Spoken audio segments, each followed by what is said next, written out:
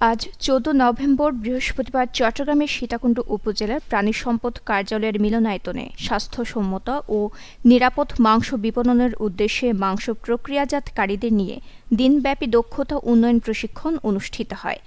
সীতাকুণ্ড উপজেলার প্রাণী সম্পদ দপ্তর ও ভেটেরিনারি হাসপাতালের আয়োজনে এতে প্রধান অতিথি ছিলেন চট্টগ্রামের প্রাণী সম্পদ দপ্তর বিভাগীয় পরিচালক ডাক্তার মোহাম্মদ আতিউর রহমান। এ সময় জেলা প্রাণী সম্পদ কর্মকর্তা ডাক্তার মোহাম্মদ আলমগীর, উপজেলা প্রাণী সম্পদ কর্মকর্তা ডাক্তার তাহমিনা আরজু উপস্থিত ছিলেন। প্রশিক্ষণে ৫০ জন মাংস ব্যবসায়ী ও পোল্ট্রি খামারি অংশগ্রহণ করেন। বক্তারা বলেন, দেশে এখনও মাংসের অভাব নেই, কিন্তু নিরাপদ মাংসের অভাব রয়েছে।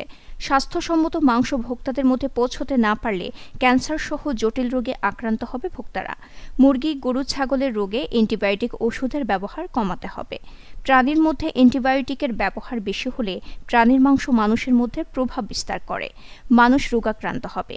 নিরাপদ খামার, নিরাপদ মাংস উৎপাদন বৃদ্ধি হলে সুস্থ জাতি গঠন সম্ভব হবে। পরে কর্মকর্তারা গবাদি পশু চিকিৎসা কার্যক্রম পরিদর্শন করেন। নিউজ ডেস্ক, দৈনিক পূর্বকোণ।